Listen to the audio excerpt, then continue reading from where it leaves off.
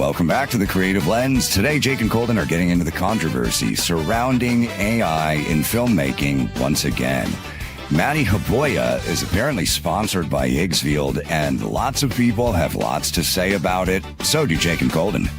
And apparently, there's even more drone drama ahead with new tariffs and the FCC adding even more drones to their covered list. Let's get into it.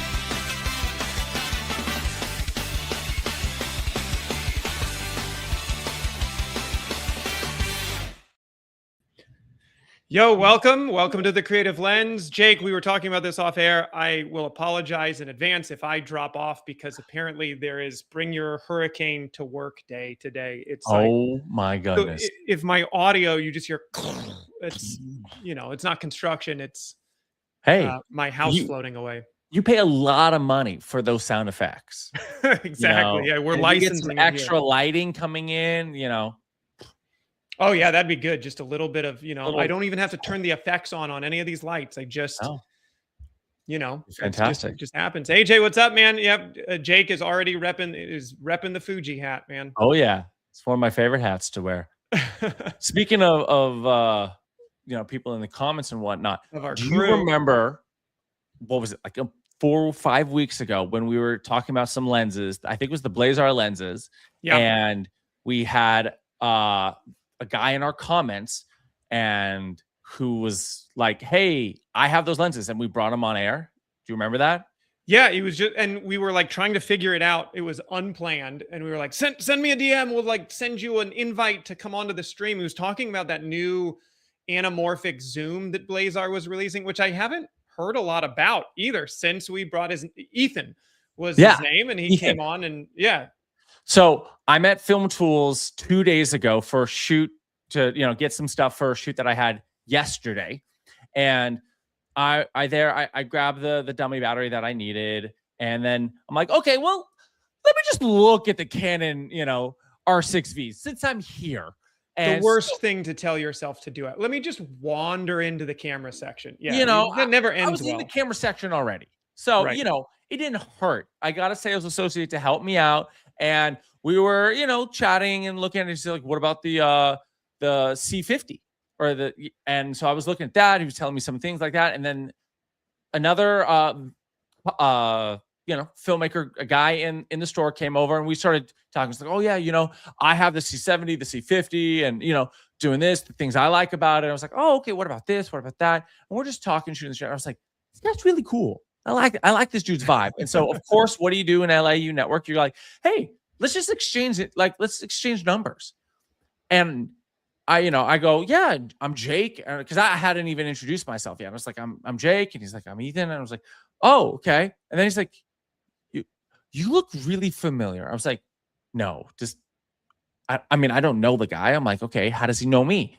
And I was like, does he know me by my podcast? I'm like, am I actually going to run into somebody that I know from my podcast? Like, this is weird. Only to then, and I'm like, I mean, I have a podcast that we talk about film stuff. And he's like, Blazar lenses? I was like, no way. It is freaking Ethan, who we had on the show in Film Tools. That's nuts. Out of literally all the days to go to Film Tools, all the hours in the day, I stayed an extra 20 minutes to, talk about cameras, that I was at the cameras, that he walked up to the cameras and willing to talk to me. There were other people in the stores. No one else talked to me. But he came up to me to talk to me.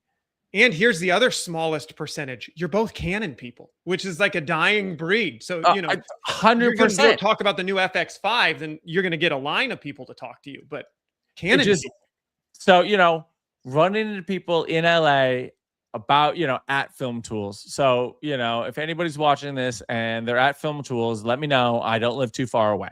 I'll come and join you. Now, be careful. You'll just end up spending a lot of money there. I can't leave Film Tools, especially. Like, you can't leave there without buying some, because you walk through all the cool grip stuff first. And then you get to, it's a mess. It's an easy way to spend a couple $100 on accident. Oh yeah. That's crazy. Awesome that you were like ran into somebody that we talked with on the show community, Yeah. Again, so we'll get into we get into some not cool parts of the community. Apparently, we're like in Avengers Civil War at the moment, but There's we'll get definitely into that in a some second. drama this week. Yeah, for sure. One thing that is not drama, I was like trying to put this show together, and I'm gonna be a little pessimistic today, Jake, and I'm gonna need you to help lift me out of the ditch of pessimism that I've been sitting in right now.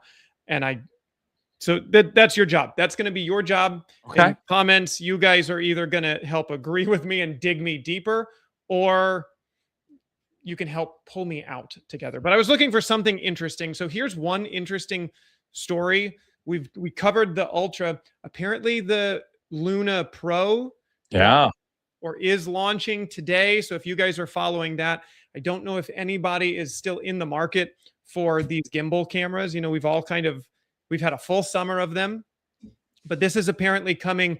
And it looks like it's got the same removable screen, which is cool. That they should carry over. The weird thing about this one, so we won't touch on it a whole lot, I don't have a whole lot to talk about, is they're choosing for only a Chinese launch right now.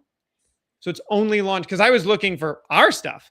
And so here you go right here. This is a China only launch.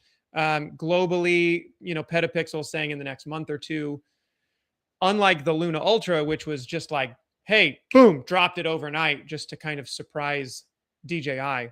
But this will be interesting. I don't know. Do you have any thoughts on this? Like, do we need another gimbal camera? You know, they're doing the I think dynamic range. This is the Pro, which is the dual lens, if I'm not mistaken. No, no, you got that. Because see, look, here you go.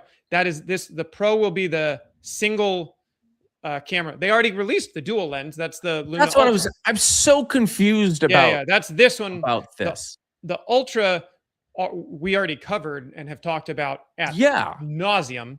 So this one is just the single lens version. You know, it's the Pocket 4 or the Pocket 3. It's just before we had all these dual lens things. This is what we were using. So, you know, I don't know. You know, I think you're going to get 8K, which is, if we're talking like some interesting specs, 8K up to 60. Yeah. So, I mean, again, this is another camera that can't do vertical. That's the only point, though. But if you scroll down again, where, you know, Petapixel is saying, like, you know, that no, too much. Whatever. They're aligned in saying that 8K footage that you can retain that 4K vertical, right? Yep. So you're still cropping, which in my opinion is like, it's fine. Like, look, I think it's if you're wanting to shoot for YouTube and like, you know, long form YouTube, but then also that you have your TikToks, obviously that's going to be a better way of doing it. I don't know why the vertical integration of the gimbals has been on the Mavics for 7 years, 8 years now. You know, I don't know why it's not, because those gimbals are the same size, if not smaller than these, the camera and gimbal situation, you know. So I don't know why it's not on, and even just the DJI stuff, like it continues to baffle me that they don't have that setting. And AJ, just so I'm seeing it too, 4K, you're still like, you already kind of have, that's what Petapixel's talking about here, and Jake was saying too, is like you already have 4K vertical. You just have to crop your vertical in from 8K. So you take half of the resolution off, and that's 4K vertical. What I want, what Jake and I are talking about, is the camera to actually natively turn vertical. So you get your full resolution, because if you can turn the camera and it's an 8K camera, then you should have 8K vertical, right? You should just be able to pick. But also just from a framing standpoint, as we all know, as horizontal shooters, as you know, DSLR, mirrorless, and cinema shooters, like it looks different when you crop from, because you frame it differently because of headroom. We had a conversation ad nauseum a couple episodes about the framing of vertical, and it's a different vibe. So, you know, I mean, we can continue to bitch and moan about it's why, just like you said, it's baffling. It's just confusing that is a a piece that missed R&D this cycle around. So maybe next cycle through, they'll figure out how to turn the camera. It's not the end of the world. And like AJ was saying, like if you get 4K, then you have a deliverable that's usable. It's just the framing and the usability. And honestly, if we skip this and go to open gate and you can just pick, that's just as good. I think we were talking last week, Jake, right? That my thought was dynamic range is the new protein of camera marketing.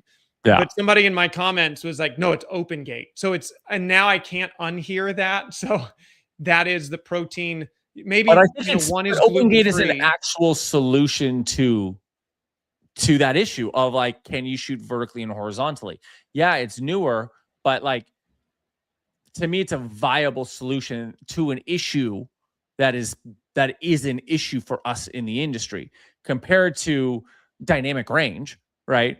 Which is like, all right, that's not really an issue, you know, or certain things. They're buzzwords. I mean, my thought is they're all tools that you can use, which is great. Dynamic range is arguably more important than what your sensor is because that is how much information you can capture. But it's a buzzword. You know, we'll get into Justin Phillips, but he put out a YouTube video kind of complaining about how the Pocket 4P is touting 17 stops of dynamic range and then comparing it to an ARRI.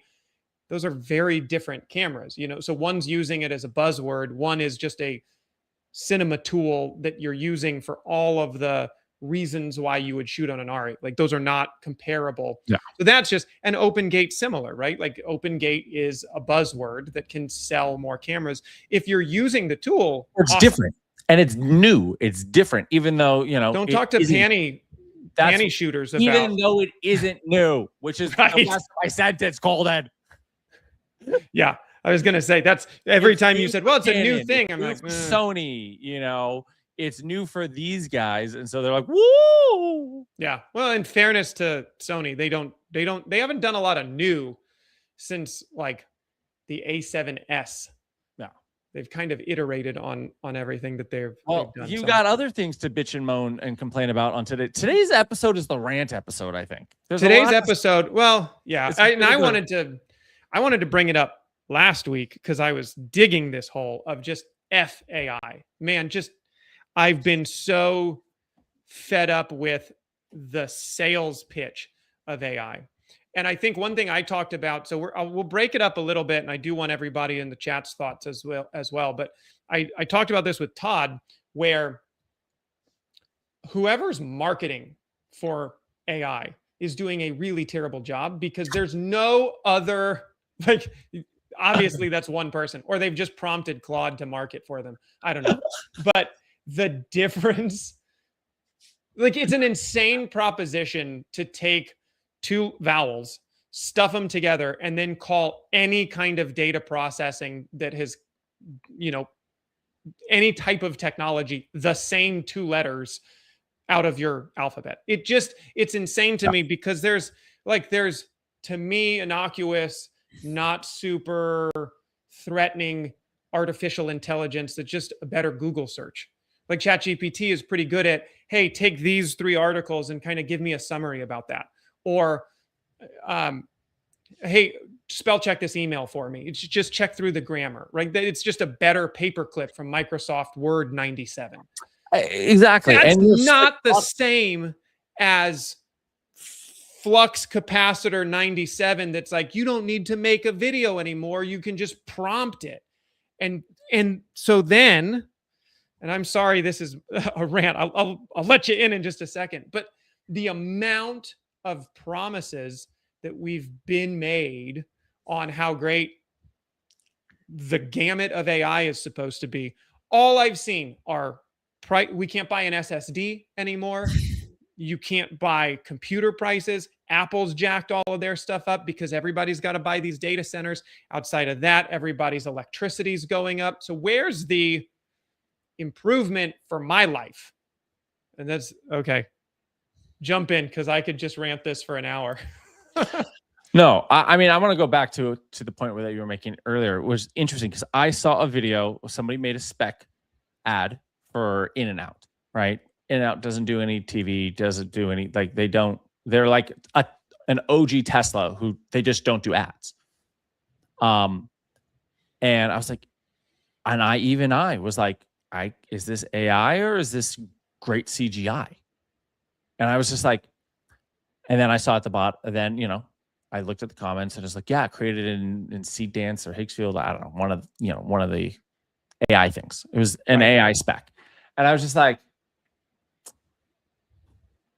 because you could have shot a lot of that. You could have made the entire commercial actually for real. And yes, it would have been a lot of work and a lot of green screen, a lot of CGI, but it's like the blurring of the line even of like CGI versus AI. Like it's a weird thing. And so, but there's on the flip side, very funny memes of like my mom checking with me to see if this video is AI or not. And, you know, you see the guy walking and looking at the phone. It's like, really, Mom? And then it cuts to the video and it's a horse riding a scooter down a street, like holding the scooter, pedaling. Yeah. You're like, definitely not.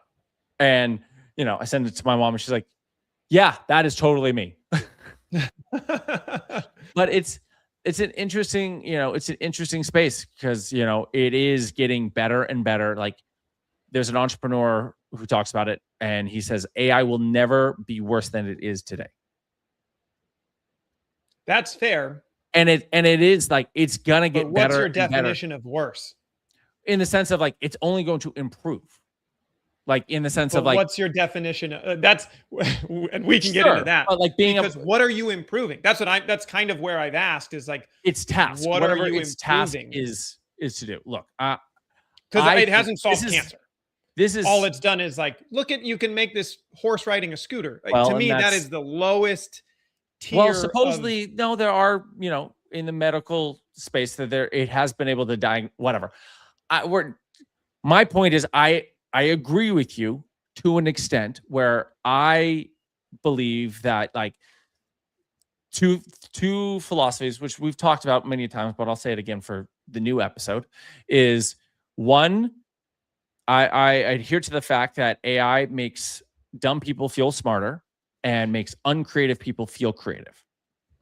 And then two, I believe that as creatives, we should use AI to help us do the other shit that we don't want to do so that we can be creative. And, you know, it goes back to the Seth Rogen clip, which is if you want to write, be a writer. Don't have AI write for you because you're not writing. You're being a prompter thing. You're not actually being a writer. The same way it's like, oh, well, my AI actor was in this movie. Well, you didn't act in it. Right. AI acted in it, and it wasn't you. It was just your face. It's also AI didn't act in anything either. But AI put together ones and zeros, but there's no humanity and no emotion. And so all you're doing, we'll get into this in a minute, I guess. That's my thought in terms of it. Now let's the actual, you know, cost benefit analysis of it. Well, and I'll just here are a couple of graphs to prove my point. Nothing's better than a visual for this. This is just NVMe drives, a 4 terabyte drive over the last 18 months. So this is the cost that we've paid creators, filmmakers, people running small creative agencies. For us, as you know, this is our cost that we've paid into.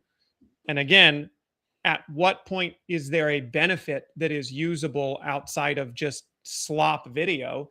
And that's what I'm, you know, here's another one. Here's SSD drive, or no, sorry, NVMe rewind.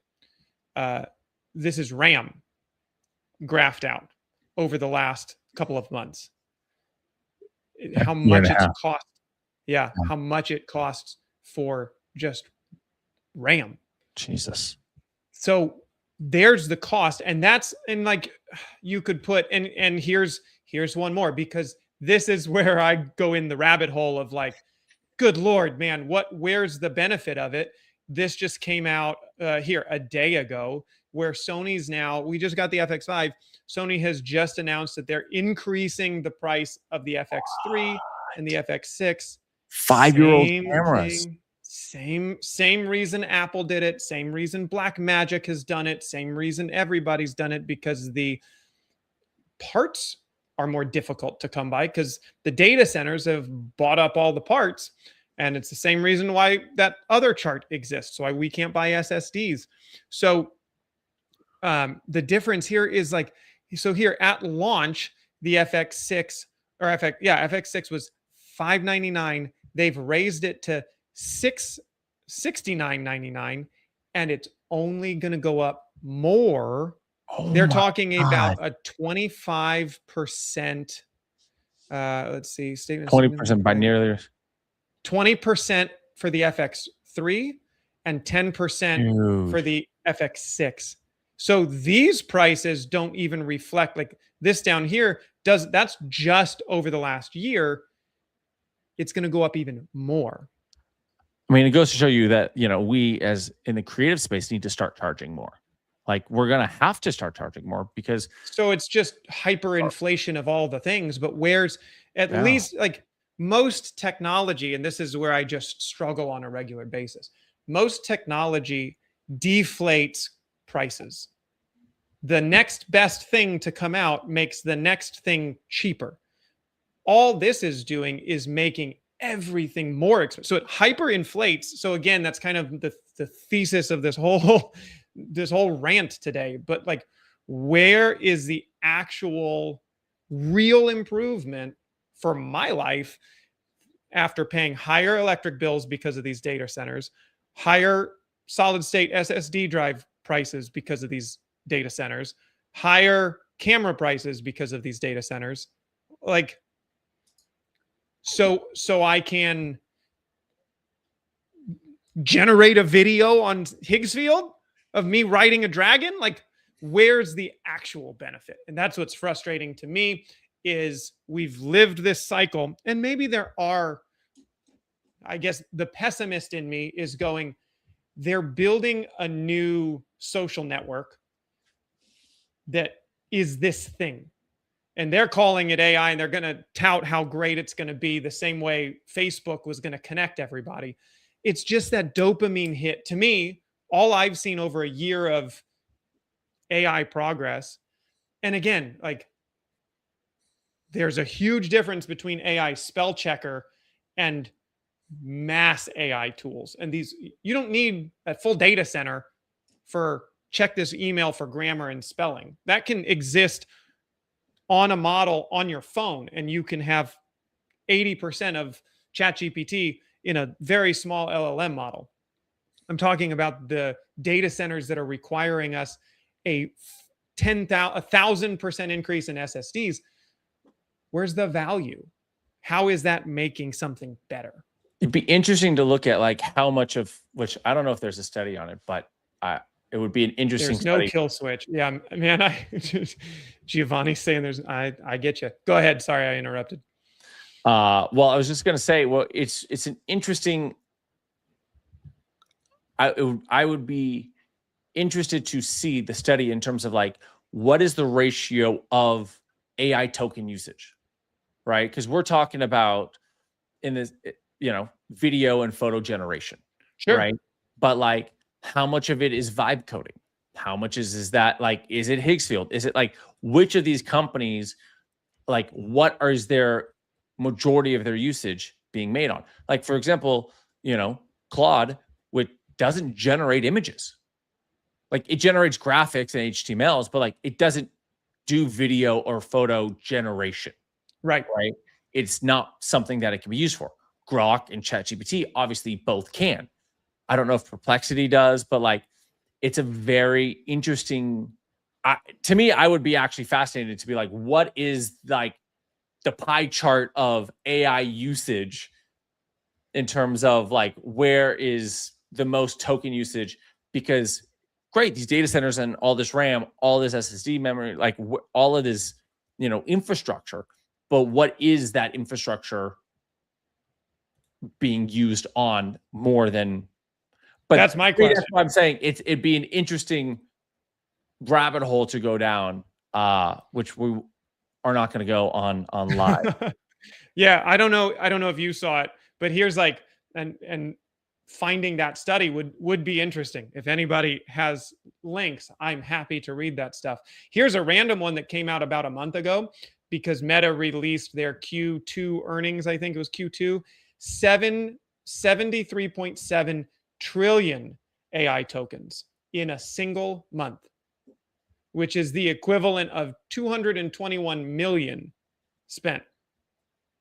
And what is Meta? I mean, they're far bigger than I am. 200 million. So $200 million spent, right? But like, how much is of that? This is, again, to me, I always have to look at comparable, numbers, comparable figures. Right. Like, okay, 200 million, is that 80% of their budget that they spent that month? Is that 2% of the budget that they spent that month? Like, we don't know. It sounds like an enormous number, right? But if that's where, like, I always have to go remember, like, if you're making $5 million a year, you're a small business. Like, you don't become a medium business until you're making, like, I think it's $100 million. But we don't know that until we have comparable numbers.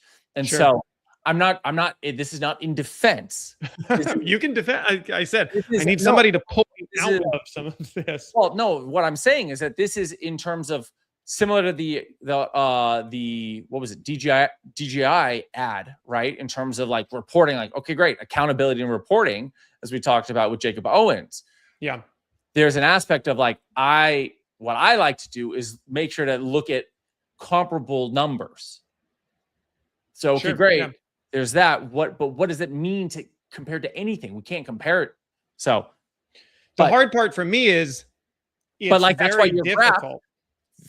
This was why your graphs were great. Yes, look, prices have doubled in the last 12 months. Prices have tripled in the last 12 months. Like, we have comparable. Look, things are more expensive. Yeah, that is the truth.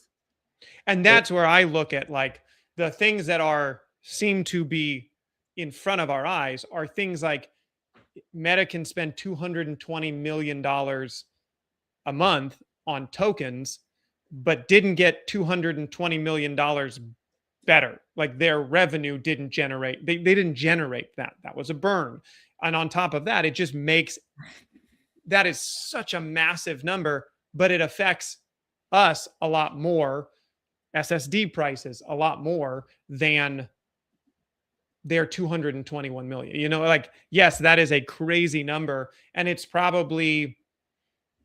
not nothing because their revenue missed this last year or this last quarter. I don't know all of the details, but like, you're spending my thing is just like return on investment. When, of course, you're spending all of that money, are you getting that return? Is somebody getting that return? Or are we just getting played? I know I can only speak because we're in this market and this profession and this expertise. Sure feels like we're getting hurt. I'm not finding, my SSDs have gone up 500%, 600% in the last 18 months. I don't have 800% increase in revenue due to AI. I can't point to 800% revenue because of that. And I think that's the phase we're in right now. There's another entrepreneur that I was listening to that, he's like, look, AI is great and all, but if you don't see your top line moving up, you're just, having fun. You're not actually making more money. And he was very blunt and blatant about it. He's like, look at your top line. If your top line is not increasing, what are you doing? Right. And like, is it actually making you more money? But then there was a buddy of mine, right, who I looked at, like, he was using AI. He's CEO of a startup and he's vibe coding stuff, but he's like, the cost, like, for him, and I'm just going to say, this was a pro of it, was like, he's able to vibe code aspects of his business that would cost for somebody to, if you were to pay out somebody to do it, like literally $100,000 that he was able to do himself and have the time, not only the time back and the time reduced in terms of back and forth and whatnot, but then also was exactly how he wanted. Then he does have a small team of engineers and programmers to take what he did and make sure it actually like is Audit it. correct. Yeah. Yeah. Correct. And implement it correctly. Like, great. Here's the shell. Here's the idea. Now good. Make sure it's all good. And which I think he's doing it the right way. And so he's been able to save like literally like $100,000 in his startup because of it. And so I think that audit switch, market. we can talk about the difference, because we're biased here in the filmmaker world, like, because Sure. that's our business.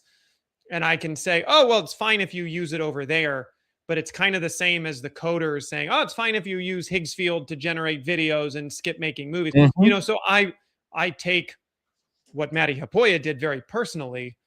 I can see use cases for coding because it feels like a more direct evolution of the technology. But at the same time, I've seen those reports of you get somebody who actually is is really a competent coder to take apart whatever Claude wrote for you, and it's a mess.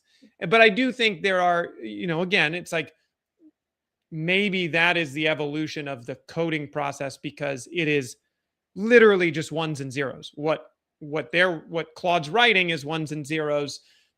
What you're asking it to do is ones and zeros. What the human's writing is ones and zeros, basically, when you're coding. But again, I'm speaking from such a naive place in that profession and that expertise. And I'm sure somebody that is, you know, 20 years into coding and watching this develop has very different and probably similar to how I feel about Higgsfield and Seed Dance and all these other companies spending. The one thing I will say, though, about companies spending is it feels like the more companies are willing to just pump a lot of dollars into their advertising, the more fishy the product feels to me, the weaker the foundation. It's an interesting combo. So with that, there was some controversy this week with Matti Haapoja. Yeah, man. We have a lot of clips here. So I don't know. And Jake, I'll ask you, like, jump in and tell me to cut it off, because some of these clips are long and I want to let them. Well, we'll discuss. But if you guys didn't see this is, in my circle, at least on my feeds, this was a lot of drama. So a couple of days ago, Matti posts this, and I'll have my comments, but here's what he posts. Let's go through it. This might be the 5D Mark II moment of AI filmmaking. Digital cameras democratized filmmaking for everybody, and it was really the 5D Mark II that kicked it off. AI is democratizing big budget Hollywood movies for everybody. I think sci-fi movies, crazy locations, props. Post-apocalyptic would be another hard one to do. Or full fantasy land, riding whatever this thing is. Ideas that normal filmmakers like you and me could never even think about because we don't have $100 million. Higgsfield AI made a movie with Seed Dance 2.5 that I think every filmmaker should watch because it will open your eyes to what's now possible. It's called the Cully Hill Boys. They licensed image and likeness of real people. They had a real script. They had real filmmakers working on it. And the budget, $2 million. It's because of incredibly talented, creative filmmakers and AI that this movie exists and doesn't cost $100 million. What's cooler, they actually released the whole project, all their assets, the prompting, the generations, everything they used to make this movie on Higgsfield AI. Now, I still think that hybrid filmmaking is the ultimate best way to go, where we're still using traditional filmmaking tools. I got enough. All right, so I'll give you my thoughts, or do you want to go first? You give me yours. I got thoughts. So, as somebody who loves sci-fi, who loves big budget films, you know, it's very interesting because it is intriguing. You know, even just the simple shot of him in the car and getting to see that sci-fi world in the background, how much easier that is to didn't have to rotoscope it, didn't have to build it, generate it. Like, you just one click button and it works. I'm like, as a young filmmaker, I go, ooh, that's kind of cool. But then you go look at The Odyssey. You go watch that movie and you go, the giants were real people and they put 7-foot stunt actors in that. And then they put 5-foot stunt actors in the Matt Damon, and as the, Odysseus's men. And they shot that forced perspective because they had a 2-foot height difference. And there's something unique and special knowing that everything in the Odyssey was freaking practical. The pig scene, fully practical. And like even the whirlpool that they have. Yes, there is CGI in it in the sense of, but they made a real whirlpool. How did they do it? They put a bunch of jet skis going around in a circle to create a whirlpool, then green screen or just then rotoed them out and, CGI'd it in to enhance it. And the thing that I think the issue with the AI is that it's if you don't focus heavily on story, no one's going to care at the end of the day. People want to watch great stories. And that's my opinion in terms of like, so I don't know. I see the pros and cons of it because I go, I hear stories about Michael Bay and James Cameron being like, we can't greenlight movies. There's no budgets for movies now. But then you see Kane Parsons and Curry Barker being amazing with no money. Right. Doing great films and it's great stories. And so I think there's an aspect of just, it has to come down to great storytelling, great script writing on the TV. And look, can AI help execute to make certain things easier? Yes. Unfortunately, yes. But it's not going to get that human emotion and that human element ever. And will it fully take over filmmaking? People will and are making feature films, television shows, graphic novels, the whole nine. But will any of those ever compete with The Odyssey, with any of the great works of art? I don't think so. Yeah, I appreciate that take. My issue is I just saw the on a comment. lot of it. Yeah. I don't know. I haven't seen the Odyssey. So did you spoil a whole bunch here? Well, I know if you hadn't read the book in 3,000 years, you had your option. You had your opportunity to. But okay, my issue, especially, so take somebody like, I just think it's funny. There's a lot of comments. We can go through everybody's commentary on it. We have our own. My inherent issue is the act of prompt generating is not the same as filmmaking. Filmmaking is a community and a team, and you're problem solving a lot of different things. You are telling a story, but it is about a community. Maybe it's only 6 people that make your short film, but that is get off the couch, have an idea, go make that idea with real people and execute that and problem solve as you go.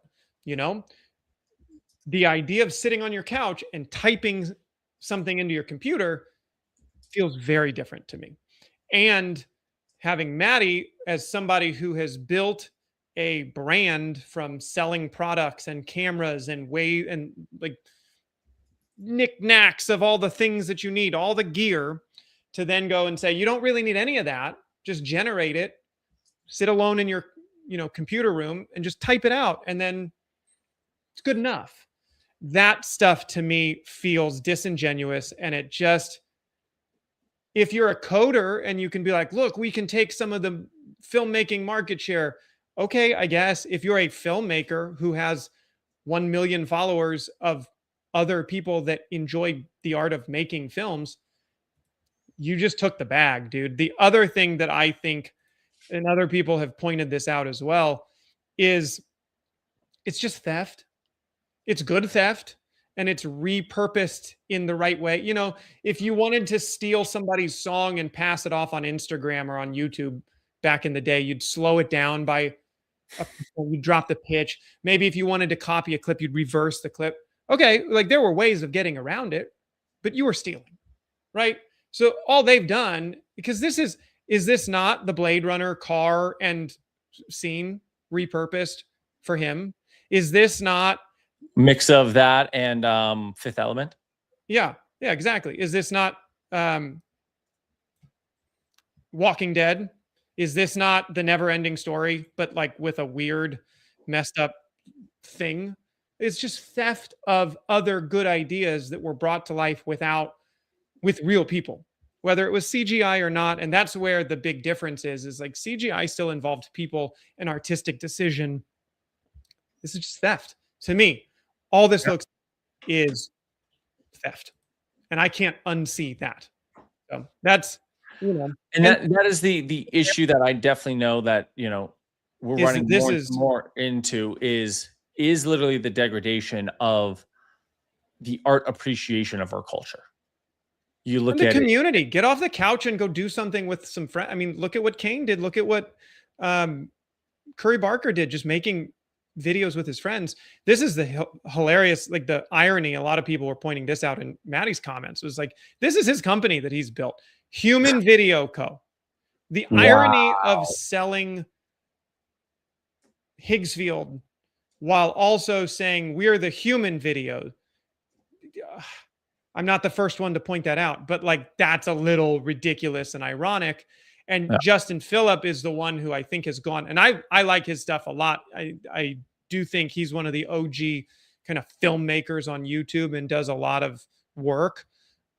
He is credited and has worked on The Chair with Curry Barker. So he's done shorts. I mean, he works a lot, but he posted this just, and same movie ideas that he here. references is an entire film, not just one or two shots. Here's my main issue with this whole video from Matti, right? Because he says, yeah, it's just about another tool to help us so we can get a shot we couldn't normally get. Well, if that's what it was about, that's what you would have shown us. You wouldn't have shown us how you got to ride in the Blade Runner car or ride on some heinous version of the Never-Ending Story or, you know, do your own heinous version of The Walking Dead, right? This is all plagiarism. You wouldn't have shown us plagiarized shit. You would have shown us how you used it to get a shot you couldn't get on a movie that you were actually doing. But you weren't doing a real movie. You're doing an ad for another movie that the entire film was created using an AI generator. You're the hype boy. You're the ad. You're the commercial. You're the face of this AI shit. So don't sit there. Yeah. I mean, well, right now, I mean, we were talking about this offline yesterday, but just Matti right now is being in my look, I've watched Matti on and off since the Peter McKinnon days. Obviously, Peter helped put him on a little bit like Drake in The Weeknd, right? You know, they're kind of OG came up together and whatnot. And, you know, Matti helped produce what's his face? Is Daniel another YouTuber's Danny Gervitz's feature film. Matti helped produce it, you know, and maybe it's, but right now, all I see from Matti, you know, we put the show together every single week, and every single week I see another Matti Haapoja video posting, selling something. Just taking money and selling. And look, we're to divert this conversation just a little bit, but I think that it's a very interesting thing, especially as artists, where we're like the balance between being an artist and an influencer. And they are two very different jobs. They are, right? Yeah. Like being an artist is you're making art. Where you and I have always gone back and forth. It's like, we want to be the guy who's working on set. We don't give a shit if we're getting paid from these brand companies. Granted, we're small, but like, as we get bigger, it's like, the goal is not for us particularly to be an influencer. If it makes sense, if it's aligned, great. But we're happy. We want to be working on sets and making great works of art, and work our way up to be making great works of art, or just even working professionals. Great. We're working on a great podcast. We're working on a great this, great, working with great clients, making great content and great projects. And I think it's very interesting to see, having seen Matti, where he's just done a lot of ads, and it feels like a female with clothing or with makeup, and like, hey, check out this new thing. Hey, check out this new thing. Hey, check out this new thing. And look, no hate on him to, go get that bag. That's how he's feeding his family. If that's the business model he's doing, that's what he's doing. Okay, great.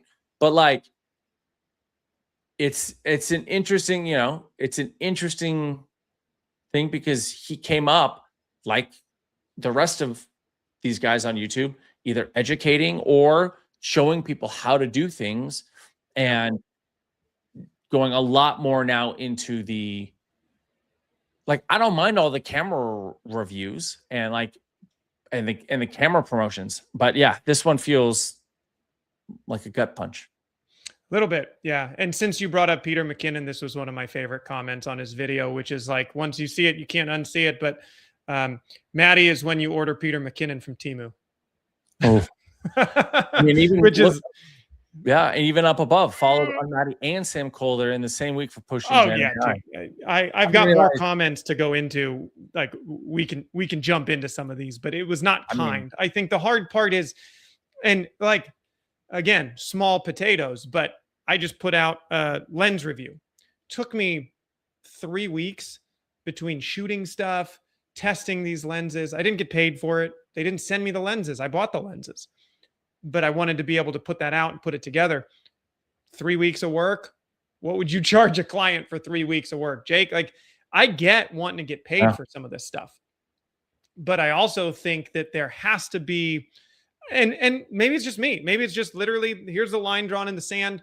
Some of these guys that are creatives or filmmakers, I mean, I don't count that as a filmmaker, but they're just advertisers. They have no moral compass of what money they'll take. They'll take money from whoever's going to pay them. I'm sure Higgsfield paid a ton of money to Matt. I'm sure it was a great bag for that. But to me, I find more value in people, because this is the hard part about what we do. It's a business, but it's also an art form. If you're a musician, it's a business. You got to make money. You got to feed the kids. You put food on the table, pay your mortgage, pay your rent, but it's also an art form. And so I think we get a little defensive on that it feels less of a just technical business decision. Like, I can't write it off as just him shilling for AI in this way, because that's just a business decision. He made a bunch of money for it, because it's an art form that we all care about. And we're fighting for it. It is really, it's a fight for it. You see guys like Nolan, like Tom Cruise, like these guys are going to war for this art form, putting their lives, like, I mean, there was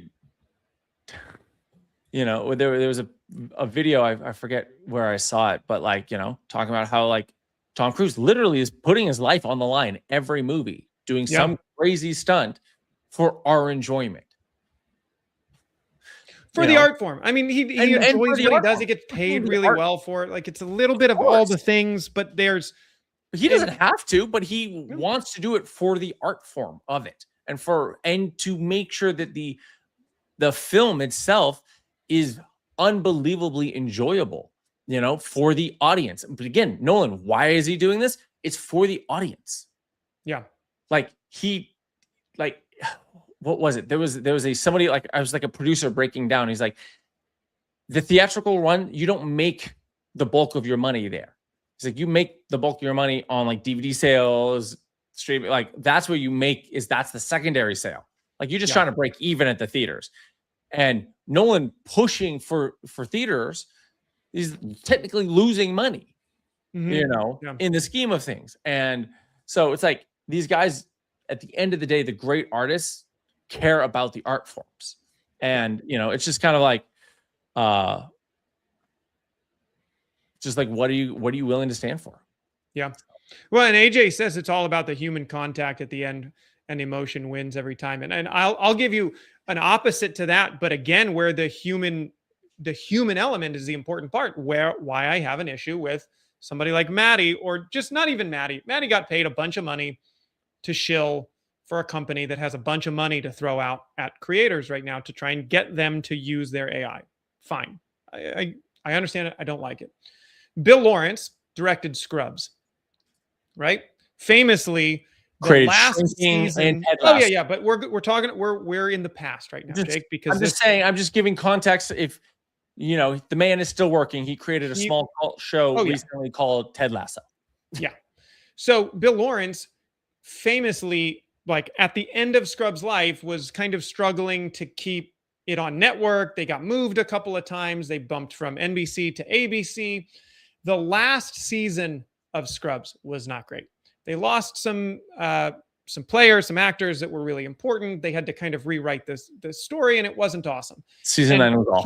He had been but he had been asked, why did you do that? Why did you ruin these characters for us? Why did you ruin such a great long run for us? Because we've grown up with these characters. And his answer is, my loyalty and my relationship with my crew that's been with me for 12 years, shooting all of this, meant if I could get this sold for one more season and written for one more season, all of them had jobs. All of them got to go home and feed their kids. So it made more sense for me, even though I knew it wasn't my best work. Man. Fuck, dude. But that is a business decision with a really shitty ending to a TV series I loved. But he did it again for the human crew. And that just, to me, there's another point in this. Is not just you sitting typing at your keyboard trying to cut as much money off of the budget as possible.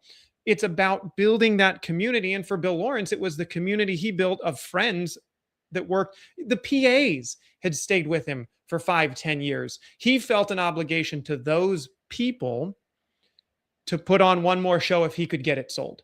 And so there's the business decision, but still about the people at the end of it. That's why I struggle. I got another clip.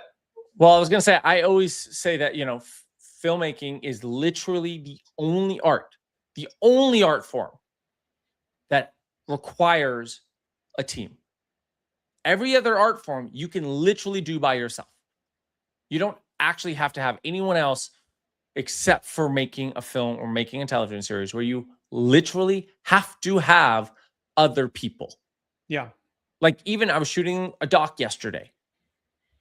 I had to have a subject, and then I had to have me, and I brought a second person to help with cameras and lighting and whatnot. There was 3 of us. Right. Minimally, you have to have someone in front of the camera and behind the camera. Now with the rise of YouTube, yes, you could do it all yourself, but like, not really. If you're going to really do it all yourself, because I have friends who've tried to make feature films all by themselves, and then they were going to color it and edit. Like, you have to be a specialist in literally about 30 different things. Right. And the films were not that good because he tried to do everything himself. Like, you have, yes, there are exceptions to the rule. Robert Rodriguez, who can, you know, write and direct and DP and edit and compose the scores and. Okay, not all of us are him. Yeah. You know, you look at the best filmmakers, there's massive teams. There's no other art form that has a credit list as long as films. Right. So, to your point, filmmaking is very much a team sport. Yep, 100%. And again, as AJ is saying as well, you know, you shot a short, had a whole crew for that. Can't be done alone unless you're Matti Haapoja, and then you can just go generate it, type it out on your keyboard, and you can just do it all in Seed Dance, because that's what he thinks filmmaking is. And look, I think that's what he's getting paid to tell people. Right. Whether he believes it or not, that's what he is. That's what he's paying. He's using his platform. 1.2 million people to push that out to. And that's just where I struggle. So I thought that this was Patrick Tommaso. I would think you probably follow Patrick more than I do, but he's come up he's gotten really popular. He covered the Odyssey. He was like one of the few creators or influencers that exactly. Yep. You know him. You know him. Yep. This guy. He just interviewed Tom Cruise about exactly cinematography. Okay. Right. So he's gotten a lot more involved in the filmmaking community. And again, I don't follow him, so I'm sure I'm butchering his background. But this was, I think, where Justin Phillip was openly and actively going to war with Matti. I think this is just a really good point where I resonate against the whole just generated in an AI thing. I think this was a good take here. This is why I hate generative AI. Nearly every single day, I get an email from some company offering me a crazy amount of money to promote generative AI. And you know what I say back every single time? Go fuck yourself. For me, the joy of making things is the process. You cannot convince me that it's more fun and interesting to sit at your laptop and prompt an idea than to just go out with a couple friends and an idea and make something. I grew up playing with cameras like this. I like holding a camera in a space and looking around and going, oh, that could be a cool shot, or that's interesting. I never even thought of that. My thoughts towards generative AI are very similar to what it's like to film on a green screen or a blue screen. We worked with green screens on Arrival for a day and a half, and I was about to kill myself. It's so uninspiring. The truth is, though, we do need to come to terms with the fact that this shit is everywhere now. I'm fairly confident that every major studio, all the commercials you're watching, all the movies we're seeing, at some point, some form of generative AI has been used. You can't control everything that you're consuming, but you can control everything that you're creating. And if you want to make things, you want to be a filmmaker, you want to create stuff, grab your iPhone, grab a cheap little mirrorless or a DSLR camera from 10 years ago. It really doesn't matter. I consider cameras like an instrument. And what do you do with an instrument? You play an instrument. So I want you to go play with a camera. I promise you the stuff you create will be so much more interesting and enjoyable and, more importantly, fun if you actually use a camera instead of a prompt. All right, that was good. I'm thinking we get a wide angle and then we're done. I love it. I'm no notes. Right. That to me is just my whole, the idea, and maybe it's this, the influencer, you know, we talked about de-influencing last episode, not trying to sell you something, but this idea, and you mentioned it, if Matti's constantly trying to sell you something, that means he's constantly got to tell you that you have a problem with your thing that you have right now, and there's a dire need for you to get that next new thing. And if you just got that next new thing, then you'd be happy and you'd be able to make your feature film. I just feel like that's the marketing game of any type of gear, any type of, you know, camera sales. They always have to tell you that whatever you just bought last year is now a problem. And the reason why you're not successful is because you haven't bought the newest thing yet. And his idea of like, well, I would make these great sci-fi films, but it's too expensive and too hard. So I just went and generated it instead. You can make great sci-fi movies with, I mean, the Blair Witch, I know it's not a sci-fi movie, but Trailer. The Blair, yes. $6,000. It was a great script though. Right. Great idea. Well made, very simple, low budget. I even love Safety Not Guaranteed, $750,000, right? They had one VFX shot at the end. Only one, but it's a sci-fi film. Monsters. Gareth Edwards' very first film, $200,000. Now, his background is in CGI, but again, a sci-fi film. Yeah. But done it very intelligently. I mean, you look at the same thing, like look at Jaws. Yes, technically it's a thriller. It's not a sci-fi. But like, what if Jaws was an alien and not a shark? That's a sci-fi film now. It's not it's a sci-fi thriller, which is just Alien, right? But just going out and shooting. And that's where, going back to Matti's opening line, which hilariously, I might have already closed that video. And oh no, I didn't. Here. So going back, this is kind of hilarious to me, is that he mentions that this is very small and minute. I'm not going to, you know, take points away on Matti for this one, but This might be the 5D Mark II moment of AI filmmaking. Digital camera. he says this is a 5D Mark II moment of digital filmmaking. No, of AI filmmaking. While holding a Nikon. That's the Nikon ZR. I was like, you couldn't have found a Canon. You just reviewed the R6V. Oh my What? God. That's Like, pretty funny.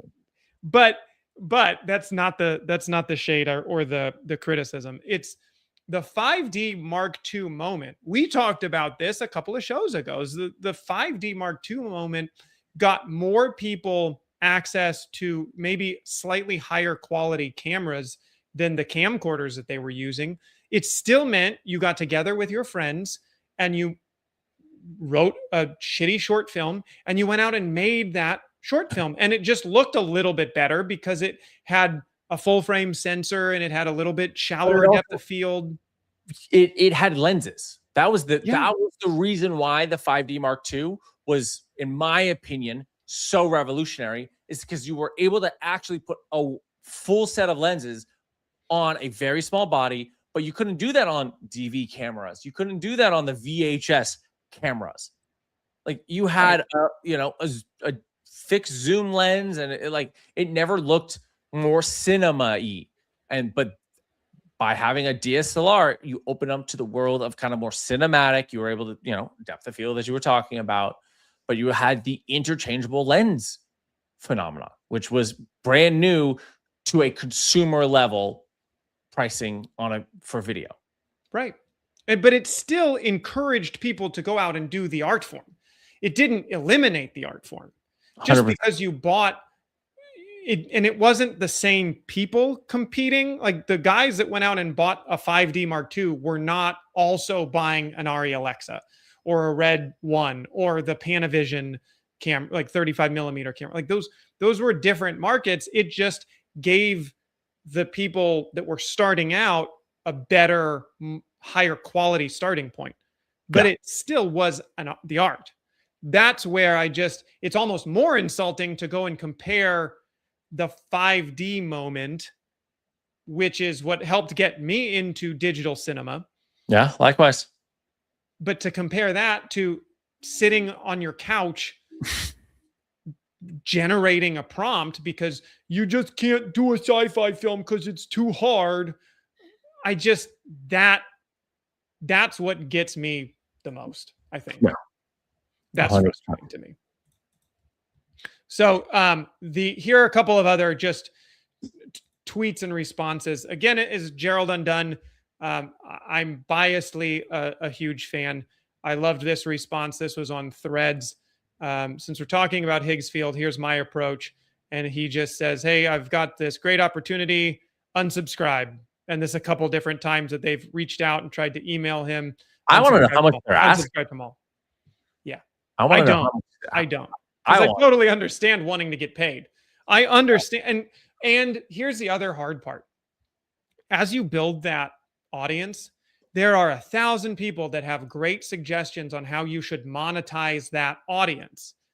And I get the desire to go, okay, how can I make money off of the work that I've put in? You look at it like a long-term investment that you've built over 5, 10, 15 years. How do I monetize that? I get wanting to get paid for it. But I also get what Patrick Tomaso is saying is like, that's not the business you're in. It's also like, know your audience a little bit. To me, it's not the type of people that want that shoved down our throats. We're actively fighting against it. Here's a couple other comments that I just thought were interesting. We've shouted out Philip Bloom before. So sad to see. Where's the dislike button? Bro, look at your comments. Nobody wants anything to do with this. I'm sorry, I'm going to unfollow. Like, so it's got ratioed hard. Yeah. I mean, and look at all the likes to those comments. Right. It goes to show you that. Oh, yeah. So I didn't even look at that side, but yeah, look at that. There's a guy I knew back in the day who was a director who, again, kind of like us, working, but, trying to make it, trying to figure out. And he's now fully in the AI filmmaking space. He's one of the big proponents of it. But look, he adopted it. That is his brand. He considers himself an AI filmmaker. He's like, yes, I used to shoot this.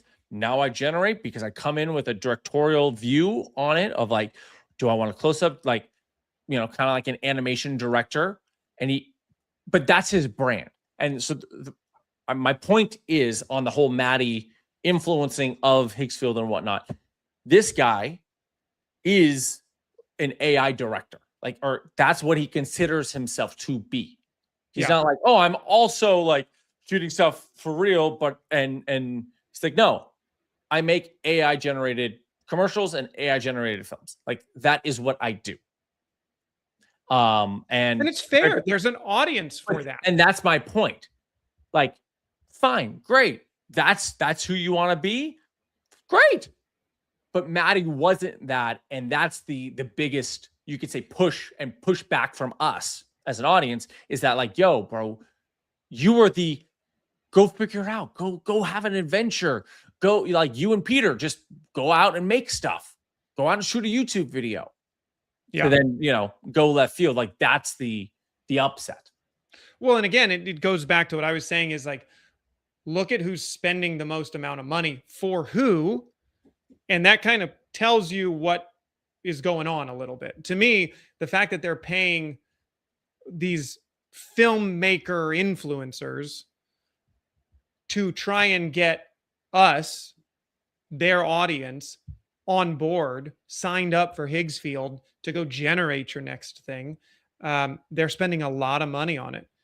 Yeah. And this was an interesting thing where, you know, I get it. I'm the first one to be defensive in my comment section sometimes. But I don't even understand this one where, you know, obviously a lot of negative comments here. AI has no place in art. So Matti responds, digital cameras have no place in art. Oh yeah, I saw that. What? What is what? That was the most like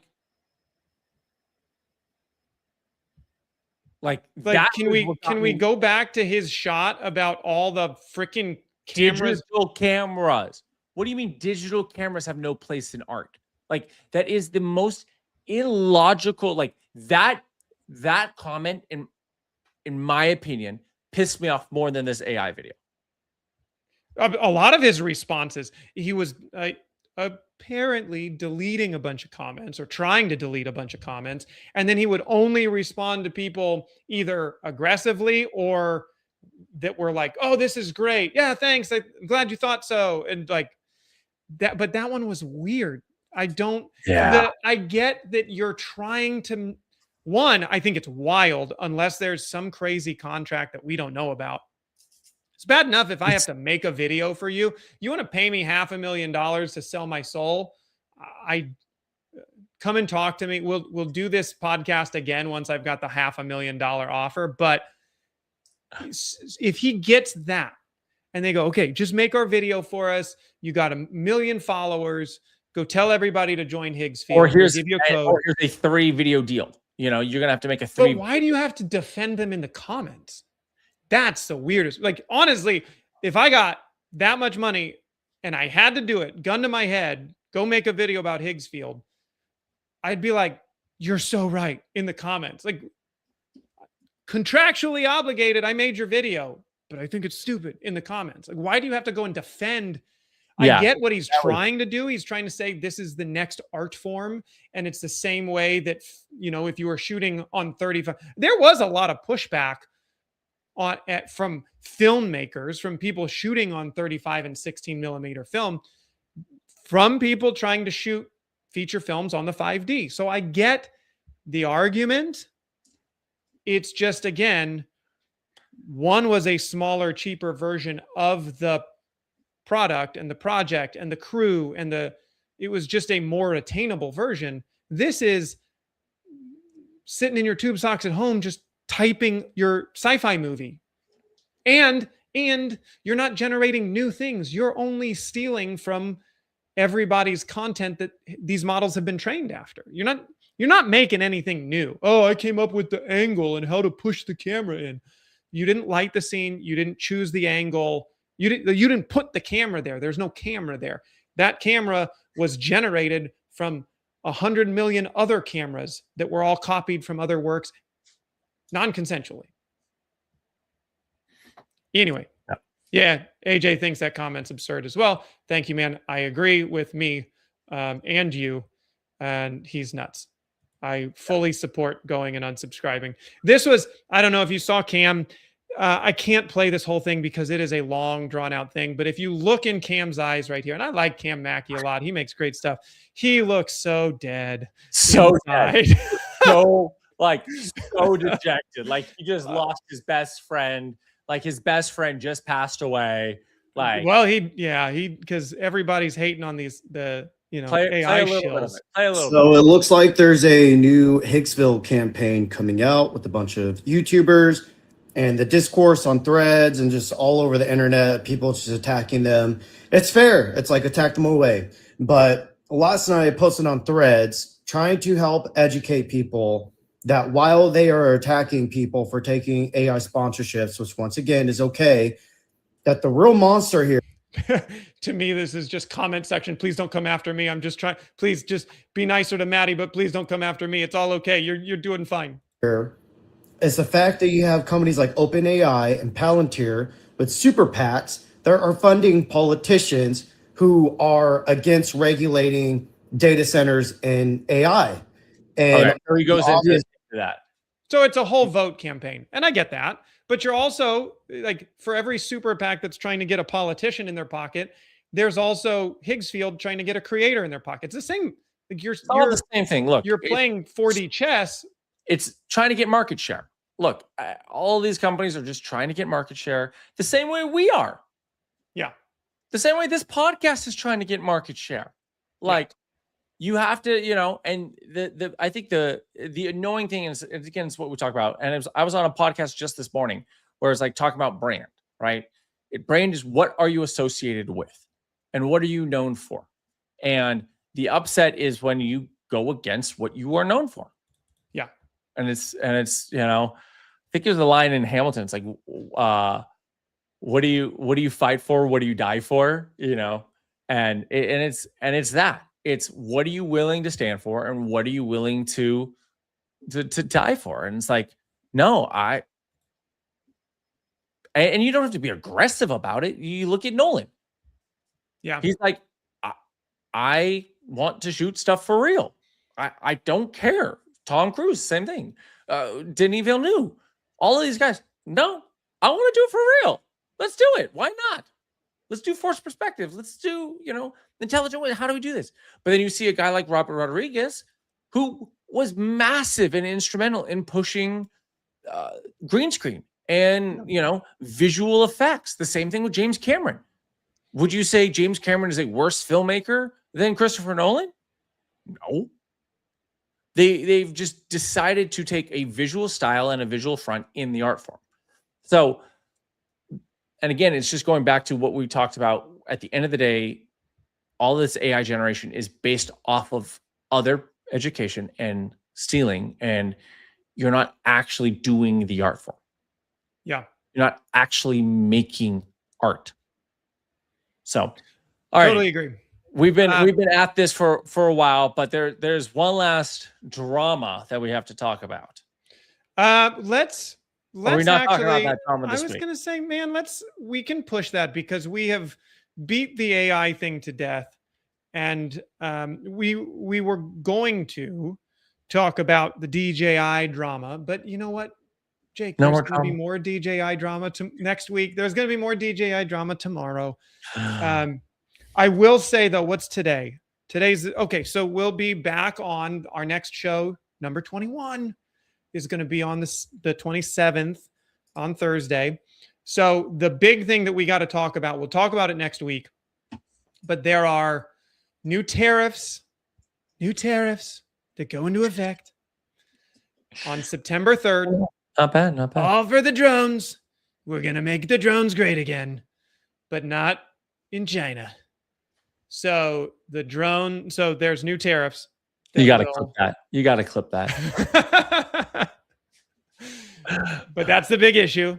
So if you're going to buy a drone, 25%. The crazy part is it's 100% tariff for heavy use drones, which really sucks for emergency use, agriculture, fire and rescue, like these people that need Actually, use drones. To be honest, like actually need the drones, not Yeah. you know, us as filmmakers. Like, great, having a drone is fun, but like, you know, But there are, I mean, there are people, you want to talk about niches, like there are people that have built businesses and gotten, you know, gone through the FAA regulations, gotten their 107 Part B or whatever that. So it's still affecting business, even if you're not trying to, you know, spread fertilizer for your whole crop. Like if you're not an ag guy, you're still need it. And there's still 25, there's another 25% tariff that's being lumped on top of for consumer drones too. So we'll talk about more of that next week, but literally if you're looking to buy a drone, Jake, before next week, before September, hit that add to cart button. Yeah. I would assume that most of, if you have it on the shelf, it won't go up right away. But also, if it's going up, nothing's going to stop B&H or Amazon or Adorama or Film Tools or whoever from just putting it up. So again, another thing that's just making life more expensive. Yeah. But yeah, we can get into that more next week. So we can have more frustrating things to talk about next week. But you know what? I appreciate you. You didn't let me go fully deep in the hole of, you brought some good points to give Matty a little bit of grace, but go on. Yeah. But you know, I think he's after that bag. You know, I'm going to stir up some fake drama. You know, he's got, you know, debts with the Russian mob that he has to pay off. So he's got to, you know, make these Higgsfield shilling ads and then push the Canon 5R-V or R6V. Then next week, the Sony, you know, FX5, and then the week after the Fujifilm lenses, and then, you know, and then Higgsfield. Yeah. You know, he's got to push it all because he's got to pay back his debts to the Russian mob. Oh, that's a dangerous mob. If you're gonna triage your debts, you know, we can't hate Matty. He owes a lot of money. So all that underground gambling, he's got to pay it off. It'll do it to you. It'll do it to you. Off. I clipped that one. That's good. That'll not start any drama or anything. All right, guys. Until the next one, Jake, thanks again for hanging out, man. And guys in the comments, thank you as always. We'll be back next week. Peace.